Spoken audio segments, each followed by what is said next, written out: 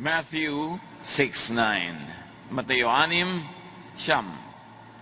This then is how you should pray. Nagturo ang Panginoong Hesus kung paano ang marapat, mainam at mabuting panalangin. The Jesus Prayer. Panginoon, turuan niyo po kami na manalangin. Palawakin niyo pa po ang pag-unawa namin sa napakahalagang gawain na ito na yung mga anak. At kayo po ang mangusap, magtuwid, magpaliwanag. Dalangin namin ang lahat ng itong may kalakit na pasalamat sa ngalan ng iyong anak na si Jesus.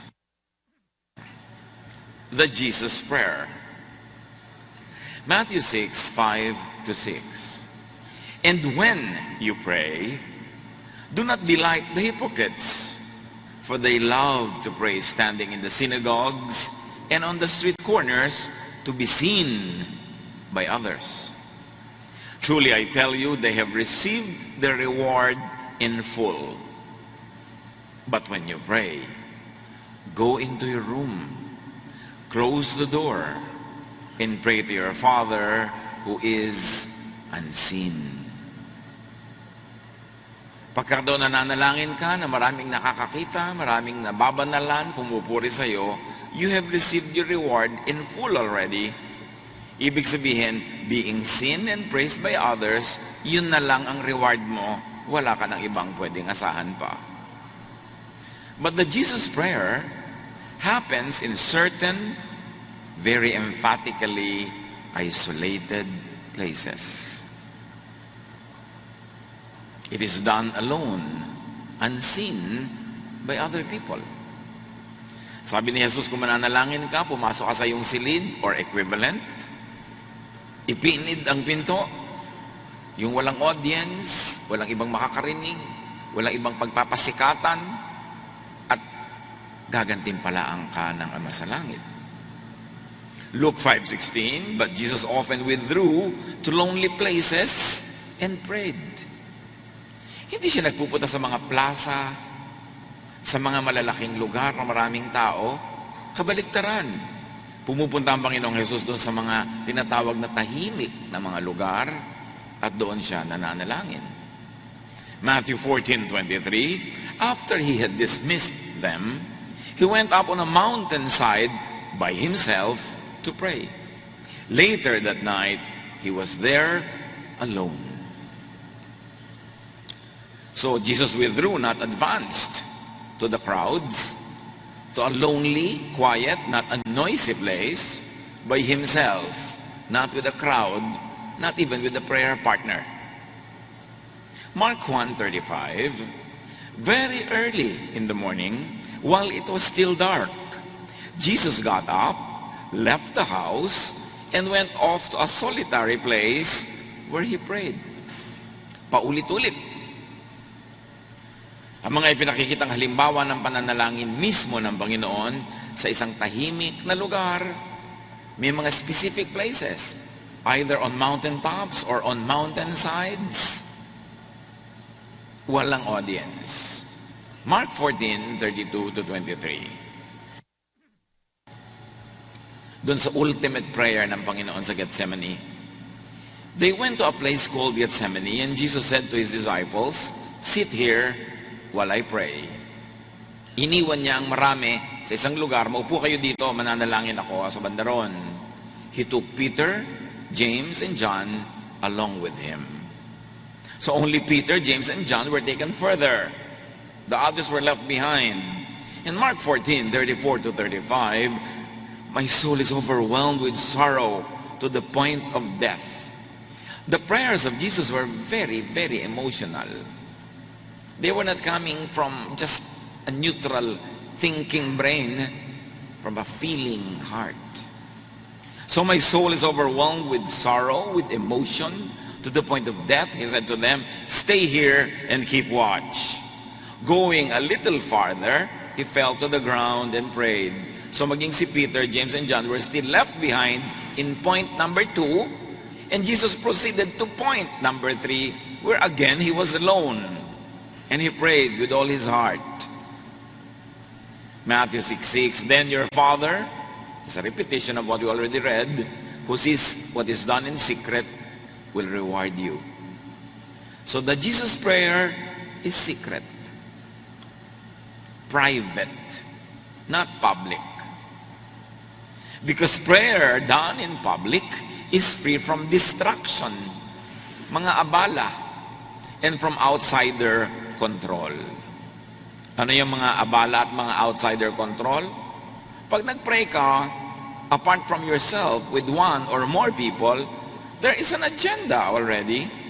So yung prayer halimbawa, o magpe-pray tayo para sa ating fund, magpe-pray tayo para sa ating building, magpe-pray tayo para lumabas ang ganitong kandidato, para ihalal natin si ganun at ganon.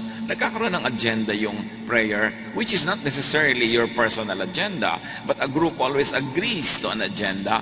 Therefore, it is a controlling environment.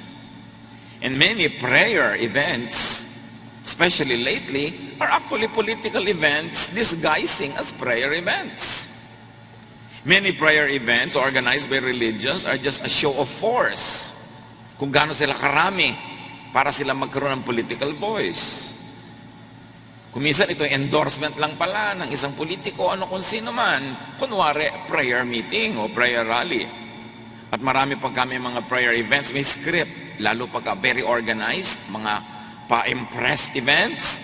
May 10 magpe-pray, bibigyan kayo ng assignment, ito ipagpe-pray mo, hatig to 2 minutes, magpe-pray ka about the nation, ikaw magpe-pray ka about the bagyo, ikaw magpe-pray ka about the ganyan. Scripted lahat, controlled.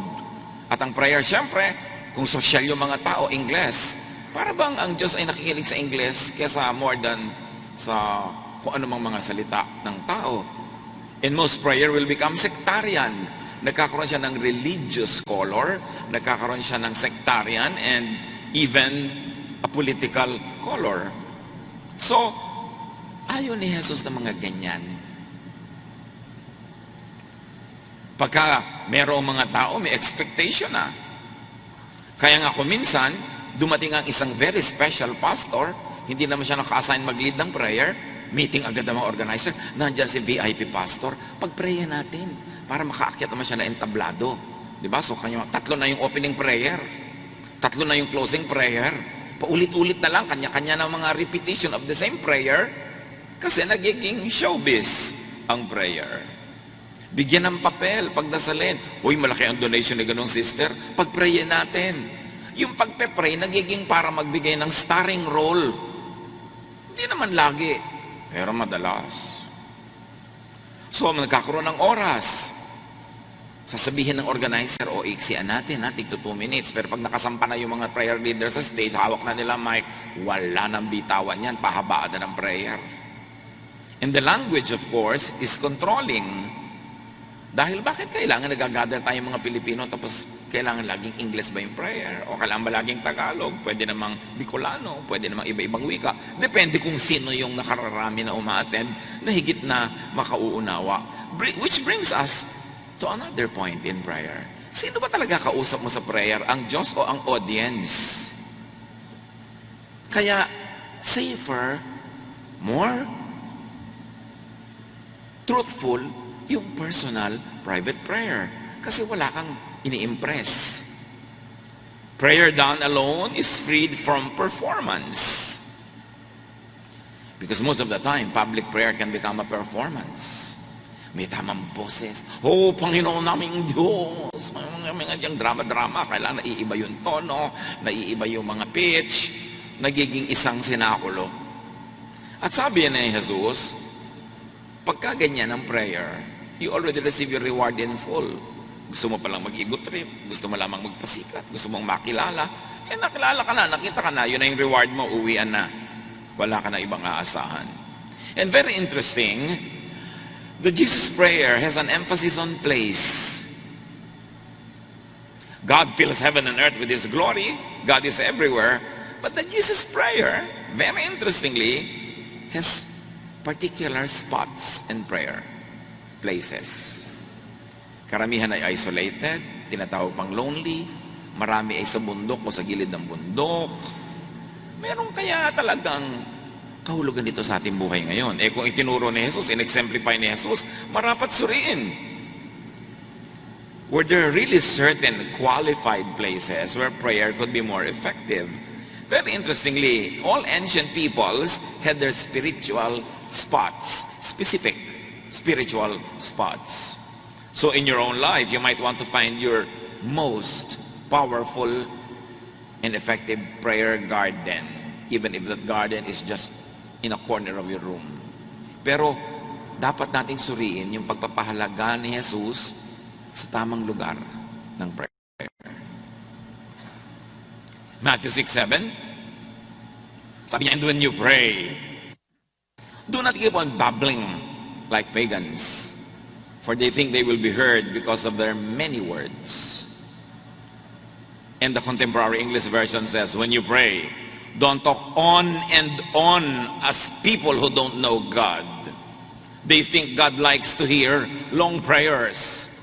And the answer is no, God does not like to hear long prayers. So the Jesus prayer, is it without words? Dapat suriin. Unheard by others. Non-verbal. Because words could limit. Sometimes your vocabulary is not so rich that you have to settle for a second or third choice word which does not really express what is in your heart. So verbalizing a prayer could be limiting. Hindi naman lahat eloquent with the spoken word. Is the Jesus prayer really a thought which easily connects with the heart of God, minus the necessity for transportation through words? Because puso sa puso, isip sa isip, without the necessity and need for words. The Jesus prayer is at most with minimal words, kung may words man. And are they the right words? Did the Jesus prayer contain the right letters? Because very interestingly, the words and the languages in the Bible, the letters have numerical values. So when you say a certain word, the letters of those words add up in a mathematical way to a certain configuration. And this is another area of interest to study. Is a powerful prayer using words, using the correct words, with the correct numerical equivalent? It is a very, very interesting study, because any linguist that understands the original languages of the Bible and the many languages of ancient cultures know that the words in those languages, the letters, had numerical equivalents. So our powerful prayers actually mathematical configurations, because mathematics is the language of the universe. It's going to be the eternal, powerful language, because everything could be configured in mathematical formula. Interesting, ha? Pag-aralan nyo yan. Kasi bakit ang dami-dami nating prayer, kape-pray natin, kung aaminin natin, parang ang konti naman ang effect, ang konti naman ang talab. Baka hindi tayo nagdadasal ng tama. Marapat pag-aralan. The Jesus prayer, being private, is not affected. It doesn't have to be maarte. Therefore, no audience is best. Hindi mo kasi kailangang ipaliwanag sa ibang tao doon yung kung ano yung pinagpipray mo. Siya na pala yung kausap mo, hindi na Diyos. The Jesus prayer is not repetitious for credit. Hindi inuulit-ulit dahil may points kada ulit.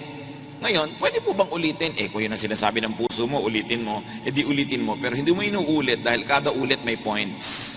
Magkaiba yung ganun. Matthew 6:8 sa pagpapatuloy, sabi ni Jesus, do not be like them, for your Father knows what you need before you ask Him. The Father knows what you need before you ask Him. So you don't have to tell God what you need. It will be redundant. The Jesus prayer is not all asking. It's not full of requests. It's not a shopping list. And probably 90% of prayer of people fall under this category. Shopping list, request, hingi, hingi, hingi. Sinabi na nga ni Jesus, alam na ng Diyos ang kailangan nyo. Since the Father knows, The Jesus prayer does not need to inform God, does not need to explain to God, does not need to enumerate the needs. Yung bang magpe-pray tayo, Diyos ko, nasa ospital po ngayon ang nanay ko. Sabi ng Diyos, alam ko. May sakit po siya, alam ko. Kailangan po namin ng pampagamot, alam ko. Wala ka bang sasabihin, hindi ko na alam? Do not pray to inform God. Because God knows. Kaya natin sinasabi ang lahat ng iyon, we are informing the other people in the prayer group. Kumisa nga, ginagamit pa yung prayer na sermon para pagalitan yung iba. Diyos ko, pagalitan niyo po ang mga taong nakikiyapid. Diyos ko, parusahan niyo po ang mga tao dito hindi nagda-tithes and offering. So yung prayer, ginawang patama sa iba. Another prostitution of prayer. A misuse of prayer. May gusto ka palang sabihin sa akin, sister, dinaan mo pa sa prayer meeting, ba't din na lang mo na ako diretso? Diba? Diyos ko, itaas mo po ang mga kapatid dito, nabigyan ako ng tigwa 1,000 kasi kailangan ko po ng 5,000. Parusahan niyo po ang hindi makikinig sa inyong kalooban. Magkanya mga drama ng mga prayer, di ba? Kaya tuloy, hindi popular ang prayer among many people. Kasi, ang totoo, bihira yun na be-bless pag hindi tama ang prayer. Matthew 6:7-8, when you pray, don't talk on and on as people who don't know God. They think that God likes to hear long prayers. And of course, let's repeat it. The answer is no, God does like to hear long prayers. Don't be like them. Your Father knows what you need before you ask. We're only rendering this in another version for maximum appreciation. The Jesus prayer is not needlessly long. In fact, it is short. Baligtad ang madalas na nangyayari. Ang haba. Bakit ang haba? Sister, closing prayer na, nag-sermon number 2 ka pa? Closing prayer, hindi mo naiintindihan, nag-sermon ka na naman. At marami mga big instances, merong isang guest pastor to do a closing prayer, pero iba yung pastor na nagbigay ng message. The pastor who will close it in prayer cannot resist the temptation to deliver another message. So hahabaan na naman niya yun. The prayer should be short. Sister, ipag-pray niyo po ang pagkain natin para ma-bless. Diyos ko, pagpalain niyo po ang lahat ng nagugutom sa India, ang lahat po ng mga hindi kumakain sa Baseco, at pagpalain niyo po ang mga bagyo, pigilan niyo po ang dating. Sister, prayer sa food. Bakit lahat ipinag-pray mo na naman? Wala ka na yata sa lugar. It should be short and to the point. Dapat naiintindihan natin yon. Minsan yung iba nag-evangelistic rally pa bago magsabing, oh, we may now eat. Lumamig na yung pagkain, napanis na ang spaghetti. Dahil nag-altar call pa si sister na ang trabaho i-bless yung food through prayer. Si Lazarus, nung siya ay namatay, pumunta si Jesus sa kanilang baryo, patay na si Lazarus. Yung magkapatid na babaeng kapatid ni Lazarus, sabi ko, dumating lang kayo ng maaga, hindi sana namatay si Lazarus, etc., etc. John 11:38-42. Jesus, once more deeply moved, again the emotion, the heart, came to the tomb of Lazarus. It was a cave with a stone laid across the entrance. Take away the stone, he said. Patay na yung tao, so for a few days, aalingasaw na yung bangkay. Sabi ni Jesus, buksan ng libingan, alisin yung takip na bato. Hindi pa siya nagdarasal, take the stone na agad. Or, nagdasal na siya without words. But Lord, said Martha, the sister of the dead man, by this time there's a bad odor, for he has been there 4 days. 4 na araw na pong patay, aalingasaw na. Obviously, Martha had no expectation of something good. She had only complaints, and she had nothing in her mouth but the affirmation of death. Unknowingly, that was a prayer. When you don't expect something good, that is your prayer. Walang mangyayaring mabuti, nawa, walang mangyayaring mabuti. Pag complain ka ng complain, that is your prayer. Masakit ang ulo ko, masakit ang ulo ko. That is your prayer. Kaya lalong sumasakit. Patay na po. So yun ang sinasabi niya. Hindi niya alam the power of the spoken word. That the spoken word, whether you format it in prayer or not, is prayer. Your spirit is talking with heaven. Then Jesus said, did I not tell you that if you believe, belief is prayer? That if you believe, you will see the glory of God? So Jesus is saying, to believe is to see. And to believe is to pray, even without the words. To not believe is also to pray in the negative, even without the words. Because everything we do is a prayer. It's a constant dialogue between our spirit and God. So Jesus focuses on the answer to the unsaid prayer. Jesus already focuses on the already answered prayer. Kaya sabi niya, buksan. Kasi si Jesus nakafocus sa sinagot na ang prayer. Buhay na ang tao. Buksan na.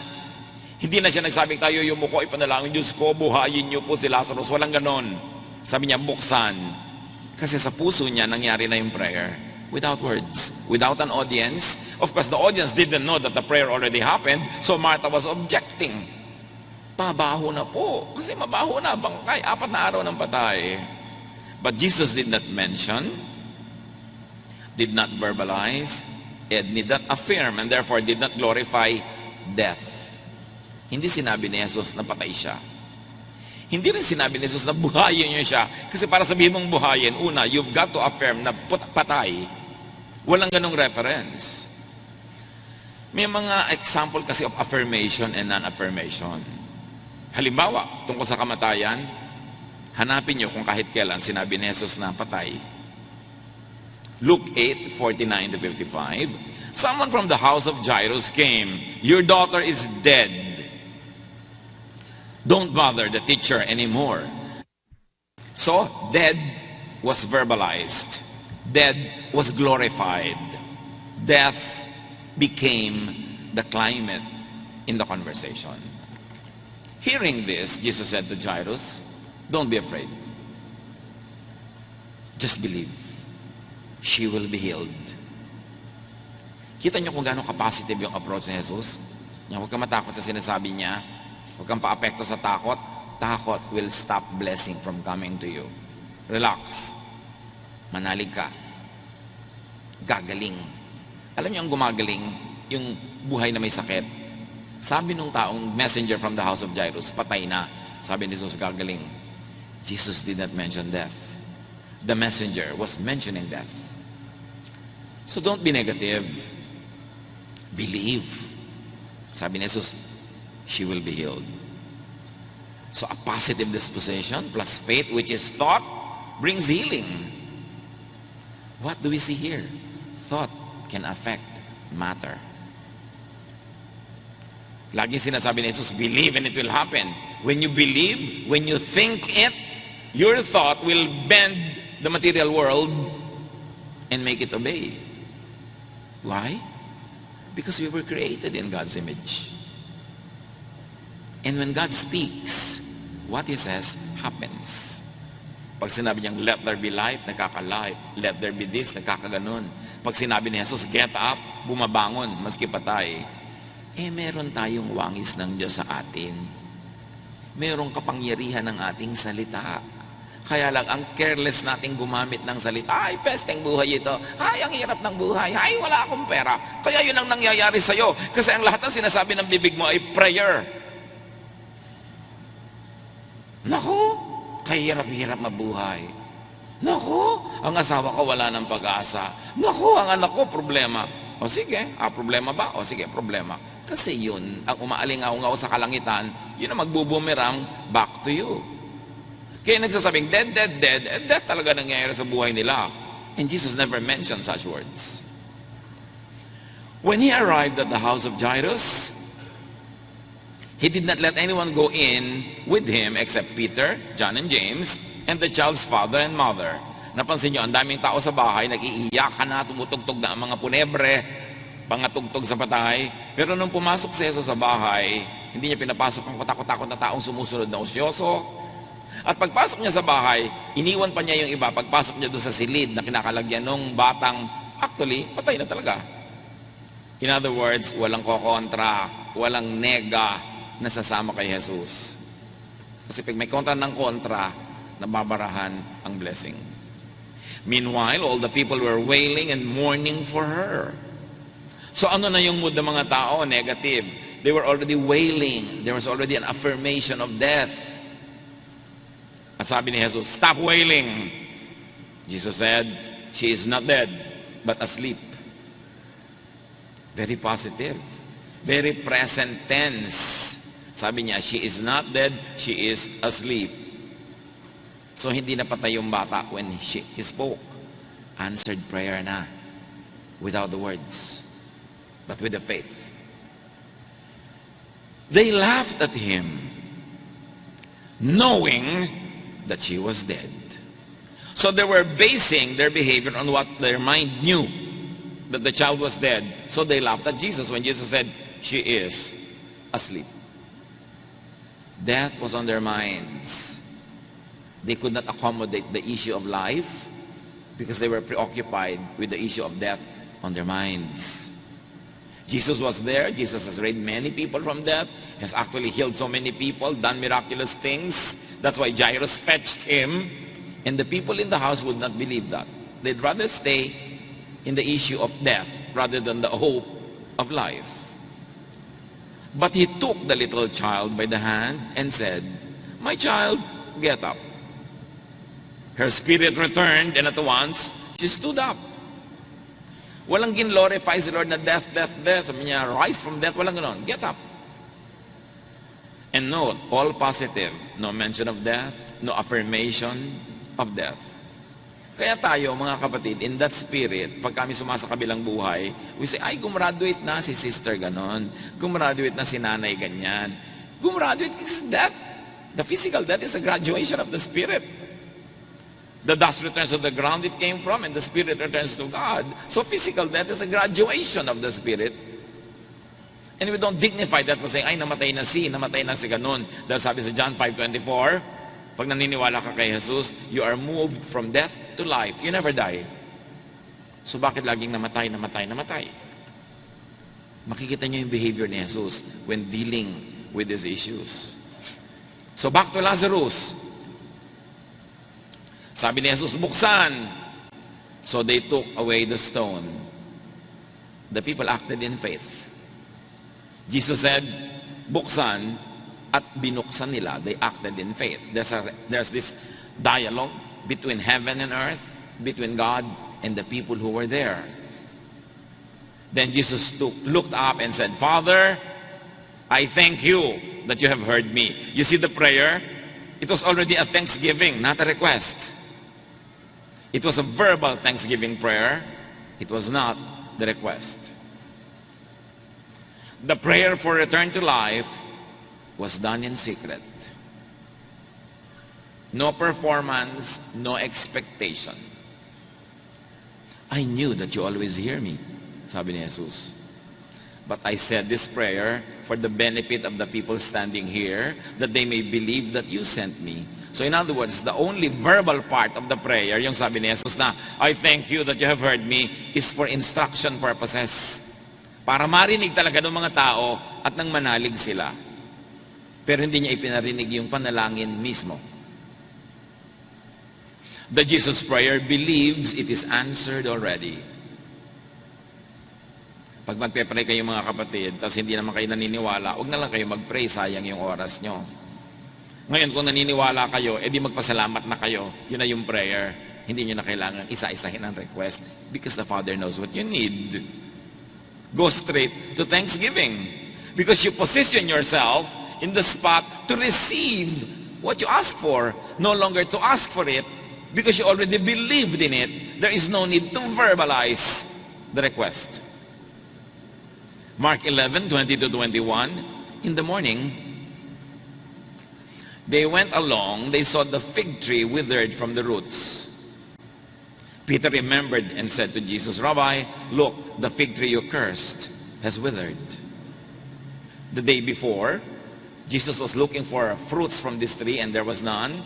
And so the Lord said, may you never bear fruit again.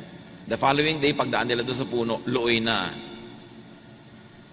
Sabi ni Peter, yun pong sinabihan yung puno na huwag na siyang mamunga pa kahit kailan. Naluoy po. So you see the power of the spoken words? You see the power of the spoken word, which is really prayer. So sasabihin mo sa asawa mo, huwag ka nang babalik. Kaya nga hindi bumabalik. Sige, magpagabi ka pa. Sasabihin mo pa doon sa mga anak mo. Mga negative na pinagsasasabi natin, natutupad. Sige, ubusin mo ng kabuhayan natin, itapon mo na. O, nauubos tuloy. Sinasabi mo eh. Naku, itong anak ko na to, walang pag-asa to, mahina ang IQ nito. O, di ba tutupad? Because you're cursing. You're cursing your life, you're cursing the world, you're cursing your country. Do you expect blessings? Mark 11:22-23, have faith in God. Jesus answered, truly I tell you, if anyone says to this mountain, go, throw yourself into the sea, and does not doubt in their heart, but believes that what they say will happen, it will be done for them. And for our purposes today, let's be literal, although may mga metaphorical values siyang sentences na yan. Sabi niya, pagka nanalig ka, pati bundok mautusan mo. Jesus is actually telling us, quite directly, that faith, thought, can bend the material world. Kaya yung mga pinagpepare mo na gumaling, gumagaling, kung meron kang faith. Pero kung pray ka ng pray, pero wala ka namang faith, salita lang, boses lang, hindi tumatalab yun. Hebrews 11:6, without faith, it is impossible to please God. Even if you had all the words to utter. Faith, belief, unspoken prayer, thought can affect the material world. Kaya si Jesus nakakapaglakad sa tubig, nakakapagparami ng konting pagkain, nakakabuhay ng patay, nakakapagpalakad ng lumpo, because thought, which is unspoken prayer, premised on faith, can move mountains. For a while, let's stop thinking only of it as a metaphor and start considering its literal, practical implications. God said, let us make men in our image, in our likeness. There's a slice of God in humans. Unused, misused. Kaya hindi natin nararamdaman yung kapangyarihan. So, to simplify, just think positive. Think wellness, not illness. Hindi puro illness. Pag nakikita-kita ang mga tao, imbes sabihin, gaano kakalusog? Anong BP mo ngayon? Diba? Ilang gamot ang iniinom mo? Ilang operasyon ka na? Diba? Hindi pag-usapan na, gaano kakalusog in spite of your age? Anong mga nagagawa mo pa? Hindi yung, ano na mga hindi mo na magagawa ngayon? Negative. Prayer lahat yon. At walang nakakaligtas sa tenga ng universe na didinig. Pagtalbog doon, babalik sa'yo. So, ang lagi niyong usapan, high blood pressure, di nagkaka-high blood pressure ka nga. Kasi yun ang pinag-uusapan, the power of the spoken word. Walang magic doon. Si Jesus ang nagsasabing totoo yun. Pag iniisip mo, nangyayari. So, imbes ang pag-usapan ay beauty, ang pinag-usapan ay ugliness, ang pag-usapan ay yung mga katangian ng kapitbahay, katangian ni ganun, puro kapitasan ang pinag-uusapan, kaya nagkakadapeste-peste ang buhay. Verbalize, affirm the good, the beautiful, so that it is what will bounce back to you from heaven. How do you make people wither? By cursing them. Cursing them in your thought, cursing them. At kung minsan ngayon, kinakurs mo pa, yung mahal mo sa buhay eh. Kadaldalan lang, kawalan ng katalinuhan, kung ano-ano sinasabi ng bibig, tapos natutupad. Mark 11:24, therefore I tell you, whatever you ask for in prayer, believe that you have received it, and it will be yours. So pag sinabi ka ng sabi, ay wala nang pag-asa ang Pilipinas, you are saying it is a prayer, and you believe in it is what happens. Can you imagine kung ang mga godly people, sabay-sabay lang na magsasabi ng magagandang bagay tungkol sa ating bansa, di gaganda.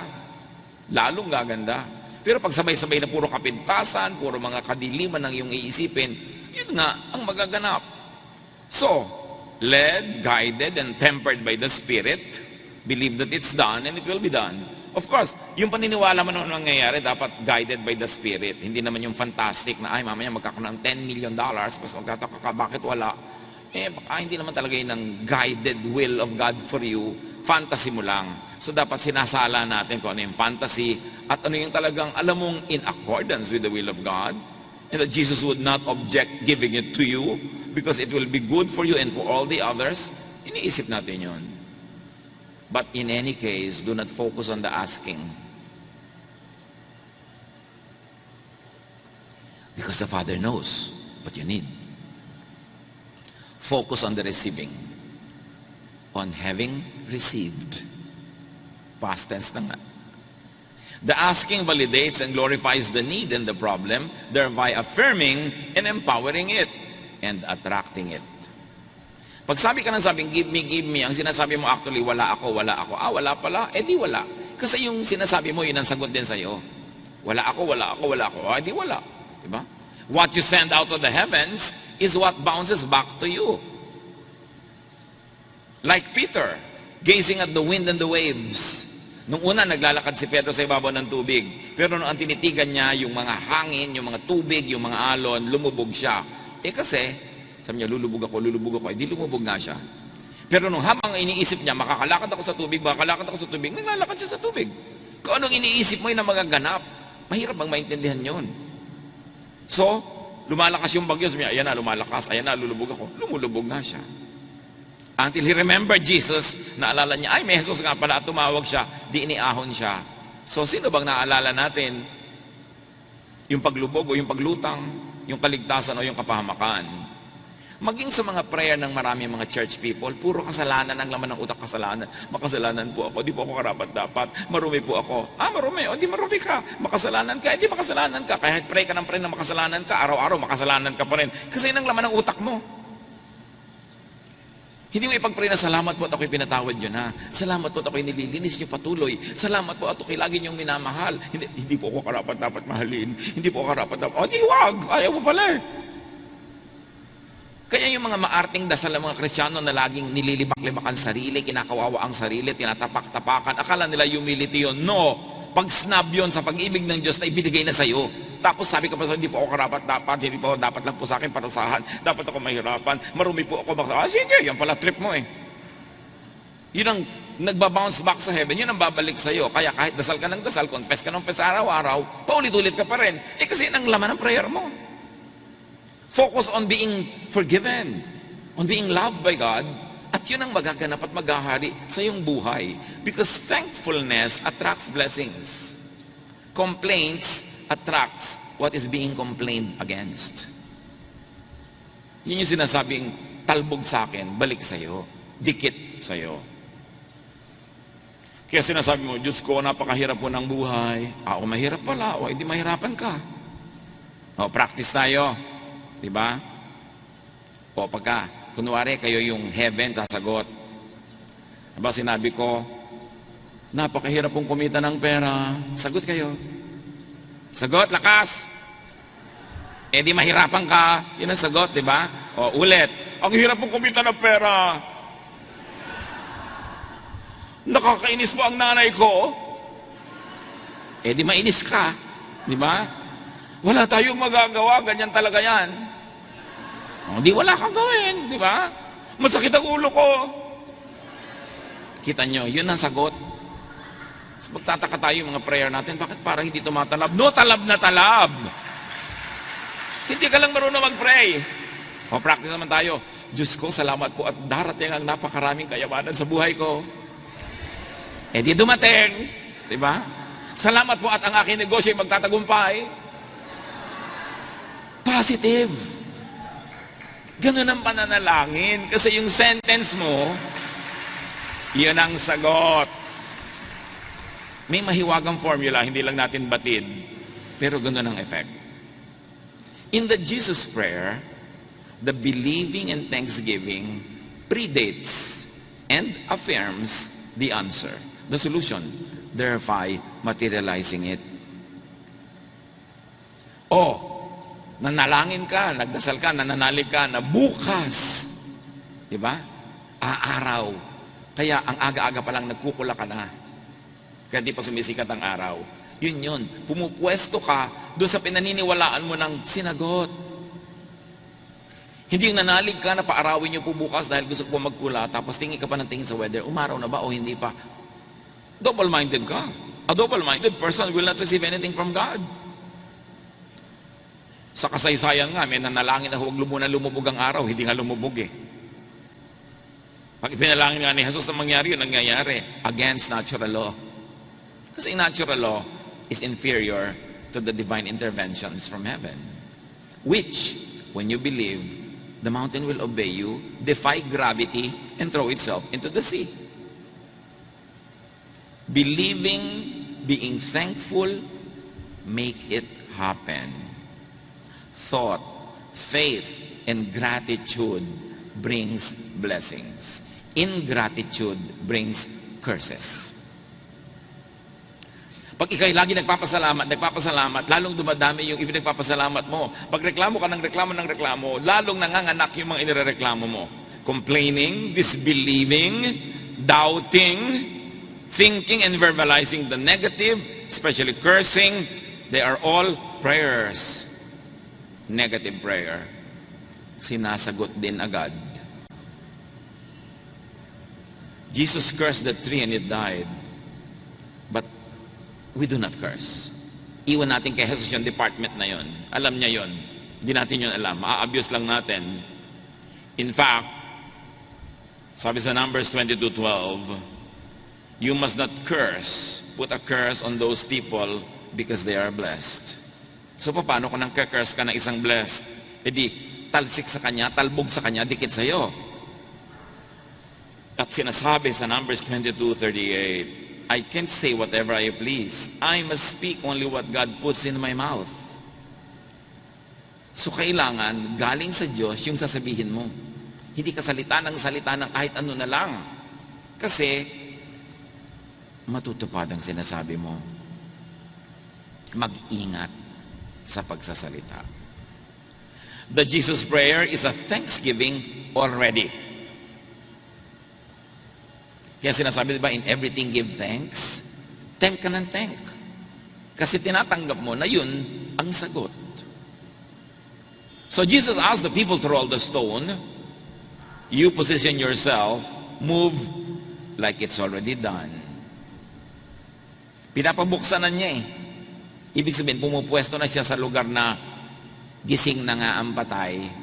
Kailangan na lang na palabasin. Act from genuine belief, not mechanical pasubo. Yung iba ay pinapasubo ang Diyos. At yun ang gustong gawin ni Satanas noon kay Jesus. Sabi niya, di ba anak ka ng Diyos?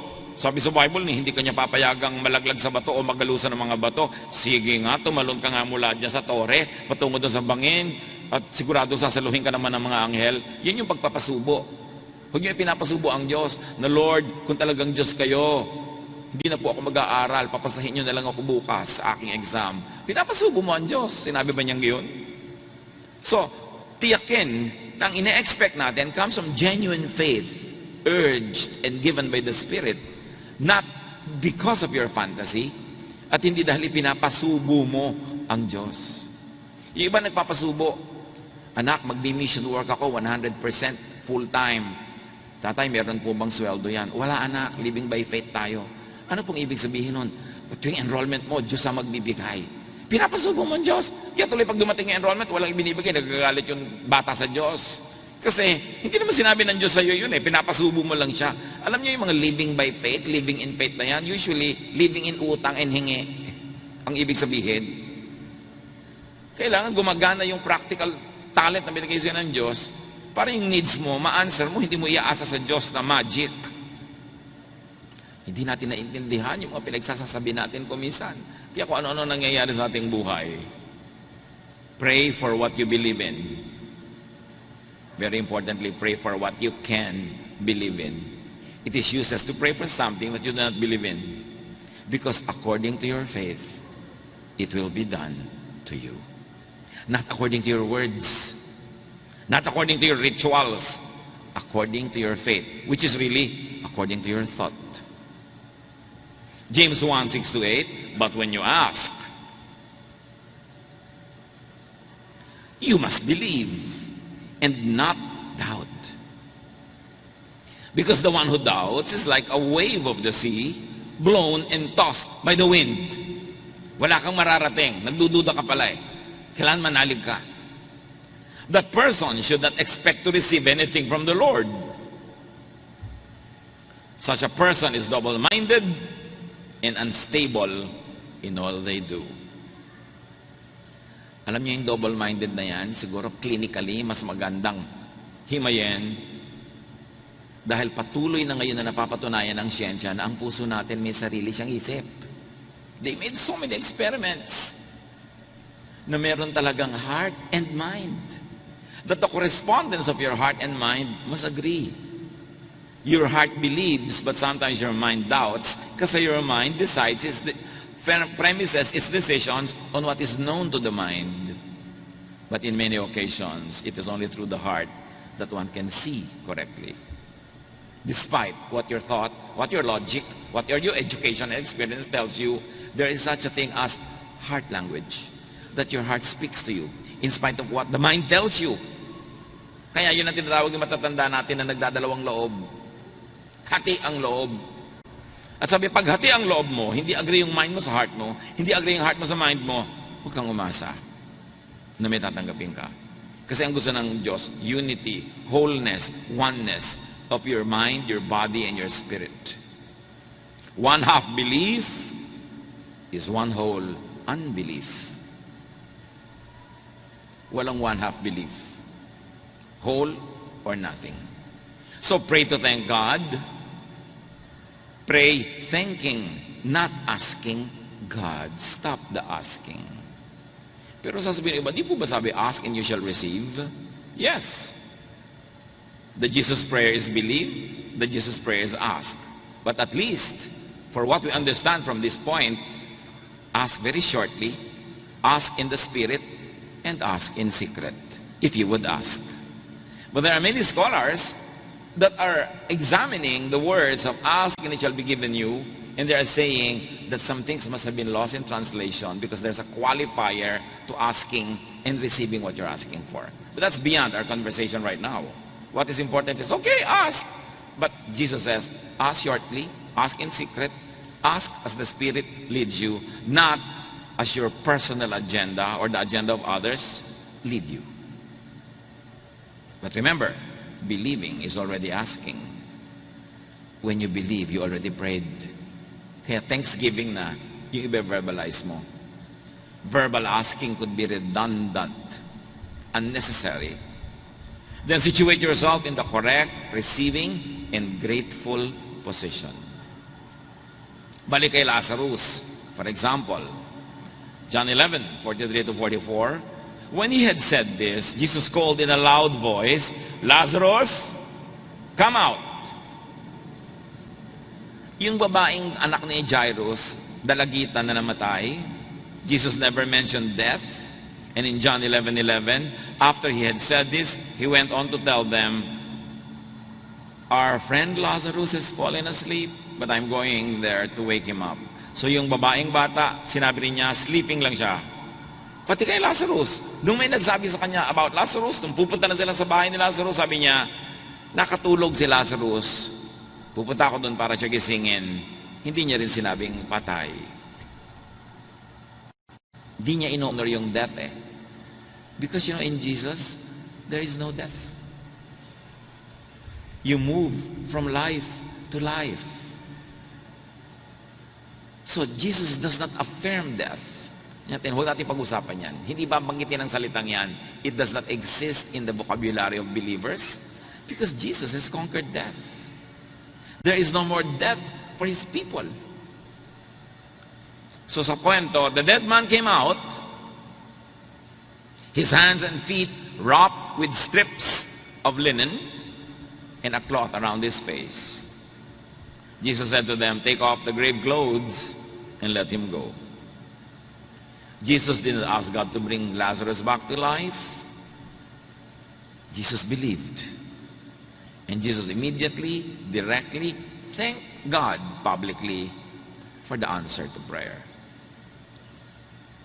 Balik kay Jesus sa pagtuturo niya ng prayer, Matthew 11:25-26.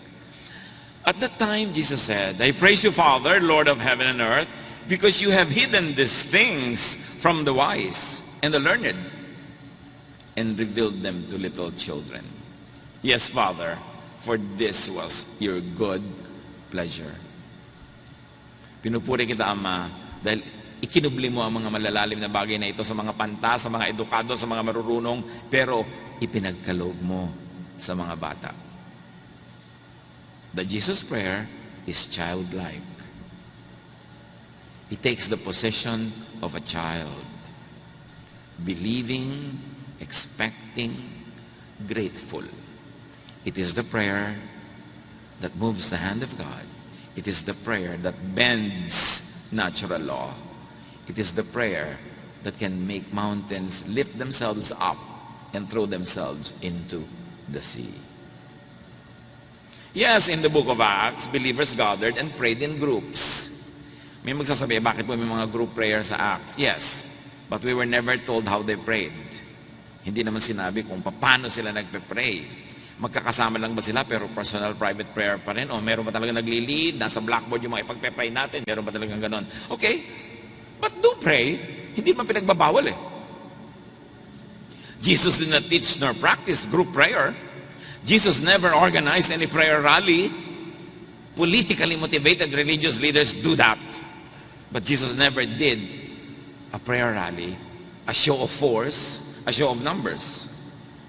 But the young church, without a tradition to follow, improvising along the way, they felt that being together could be the community's response to fear because of the persecution, or the community's expression of love to one another, so they grouped together in prayer. Hindi naman yun bawal, hindi naman masama. Maganda nga yun.